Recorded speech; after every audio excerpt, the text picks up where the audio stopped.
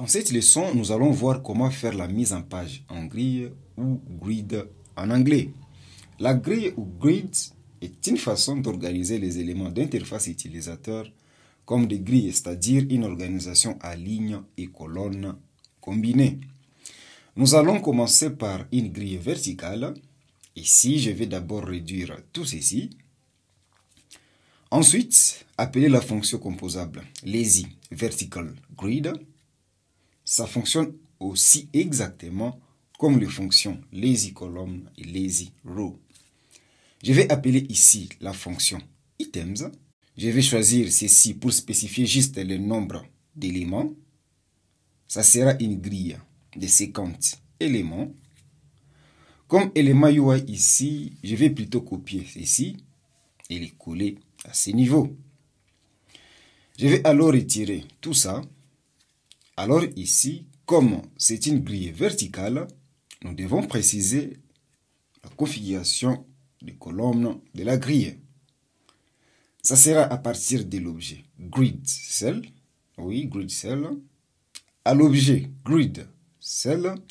Je vais appeler ici, nous avons ici trois manières de configurer au fait les colonnes de la grille verticale. Il y a la façon adaptive, fixed et fixed size. Je vais commencer ici par fixed qui prend en paramètre le nombre de colonnes qu'aura notre grille. Je vais mettre ici une grille de 2 colonnes. Et oui, ça y est. En tout cas, vous pouvez mettre ici autant de colonnes que vous souhaitez. La marge ici, ça ne sera pas juste horizontale, mais plutôt horizontale et verticale, d'où pas la peine de préciser ici horizontale, je vais l'enlever. Cool, ça marche. Nous avons une grille de 2 colonnes. La taille de la largeur s'adapte à l'espace disponible dont dispose la colonne de chaque grille. Parce que et la hauteur et la largeur ont toutes une taille de 310 pi, comme je l'ai défini ici. Mais seule la taille de la hauteur est celle qu'on a précisée dans notre code, qui est effectivement à 310 pi. Mais la taille de la largeur ne se conforme pas à l'espace qu'on a défini dans notre code. Parce que remarquez, même si je mets ici 200, c'est toujours plus grande, je vais mettre 110 pi. Voilà, la taille de la hauteur est en train de changer, mais celle de la largeur reste attachée à l'espace de la colonne de la grille. Je vais mettre la taille de la hauteur et de la largeur à 50. En tout cas, vous pouvez le remarquer, c'est toujours la taille de la hauteur des éléments qui change. Et si je mets ici 4 colonnes au lieu de 2, je vais ramener la taille à 100.10 pi. Toujours, vous pouvez voir que la largeur s'en fout catégoriquement de ce qu'on définit comme taille et s'aligne toujours à la taille que propose la taille de la largeur de la colonne de chaque grille. Voilà. Essayons alors avec une autre façon de déterminer les colonnes par fixed size, qui prend ici comme paramètre la taille de la largeur des colonnes. Pour fixed, nous avons juste précisé le nombre de colonnes, mais ici, on précise la taille des colonnes. Disons par exemple que les colonnes auront une taille de 210 pi. Voilà, les éléments s'organisent sur une même colonne, tout simplement parce que la taille de la largeur ne peut pas contenir des éléments avec une taille de 210 pi. D'où les éléments suivants cherchent de l'espace là où ces 210 pi au fait de la largeur vont convenir. Si je réduis la taille des colonnes, disons à 110 pi, voilà, cette fois-ci, la taille des colonnes permet à 3 éléments de s'organiser sur une même ligne, donnant lieu à une grille de 3 colonnes. À 150 pi, le nombre de colonnes revient à 2. Et à 210 pi, nous avons juste une seule colonne. Retenons ici que le nombre de colonnes avec fixed size dépend d'abord de la taille de colonne qui est d'abord fixe, mais aussi de la taille de la largeur de l'écran. S'il reste un petit espace, l'élément suivant laisse cet espace et se place juste à la seule colonne, juste en dessous fait, du premier élément. Et remarquez, je vais faire la prévisualisation sur un foldable, un téléphone pliable avec un écran un peu plus large. Vous pouvez remarquer, nous avons ici 3 colonnes, comme l'écran d'un foldable est plus grande que celui d'un téléphone. En fait, l'ancienne prévisualisation, ça a l'air d'un petit téléphone. Et si c'est une tablette, le nombre de colonnes augmente encore une fois, mais la taille des colonnes reste fixe. Pour un téléphone normal, encore un peu plus grand que le premier téléphone, nous revenons à 2 colonnes de 210 pi fixes. Voilà. Maintenant, la troisième façon pour déterminer le nombre de colonnes, c'est avec la fonction adaptive. Ici, on précise juste la taille minimum. Et la grille va faire en sorte que la grille remplisse tout l'écran. Il n'y aura aucun espace qui sera resté inutilisable comme c'était le cas avec fixed size qui, si la taille reste trop petite, ça laisse cet espace et ça passe directement les éléments au fait en dessous des autres.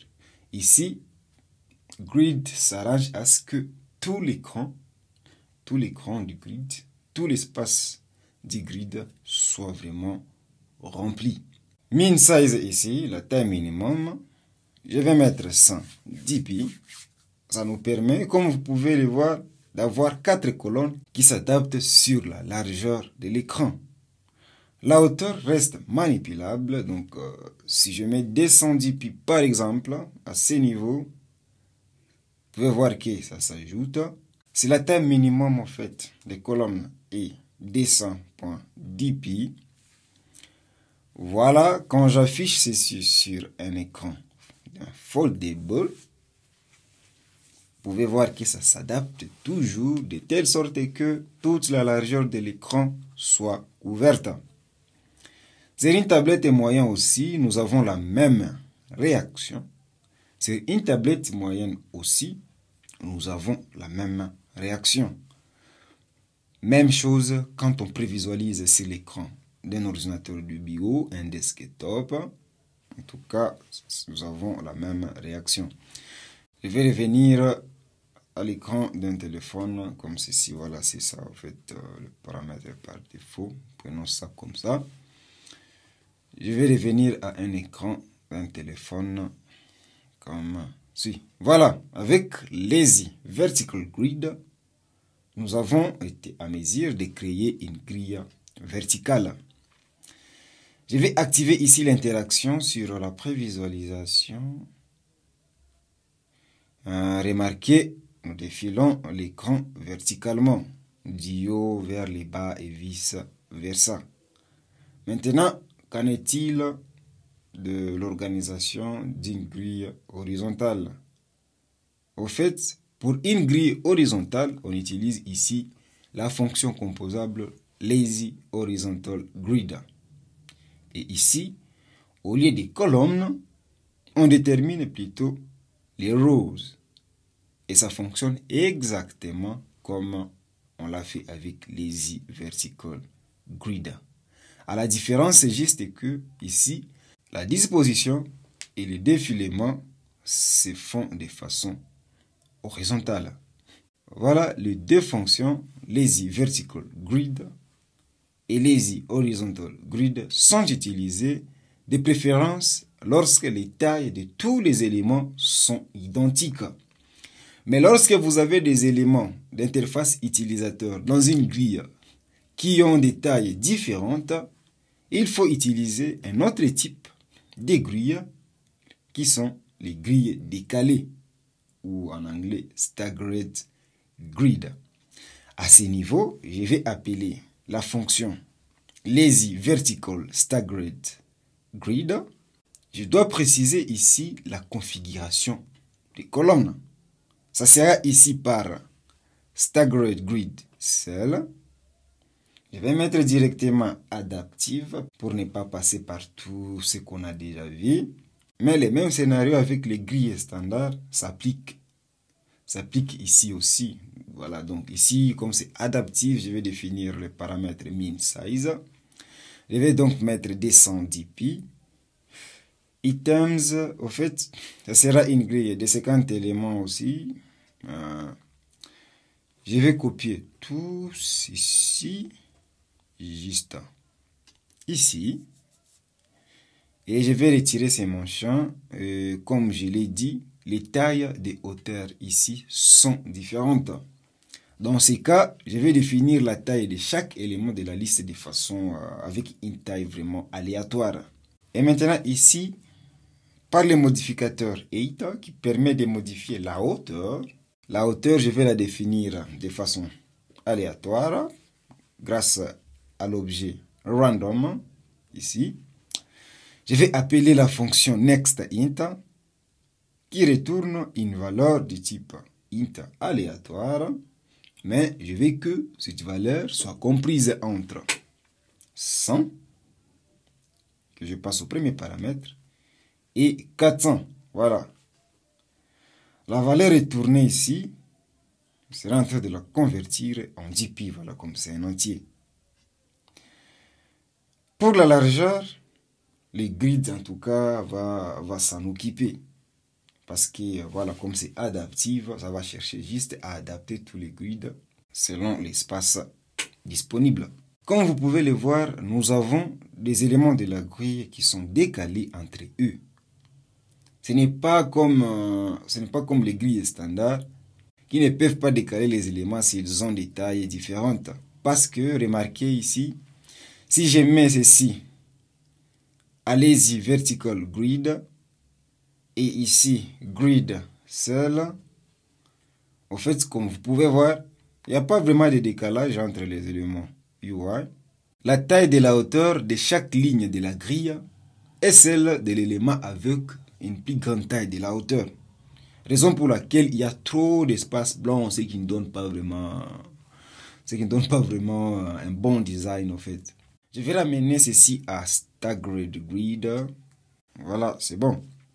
Pour les grilles décalées horizontalement, je vais juste appeler ici, au lieu de vertical, ça sera lazy staggered horizontal grid. Et là, je vais l'importer. Et ici, au lieu de colonnes, c'est plutôt rows. Et juste ici, au lieu de height, nous allons plutôt définir la taille de la largeur de façon aléatoire des éléments par le modificateur width. C'est bon, et comme vous pouvez le voir, au lieu de défiler verticalement, nous pouvons alors défiler horizontalement de droite à gauche, de gauche à droite. Et voilà comment on peut définir la mise en page des éléments en grille avec Jetpack Compose.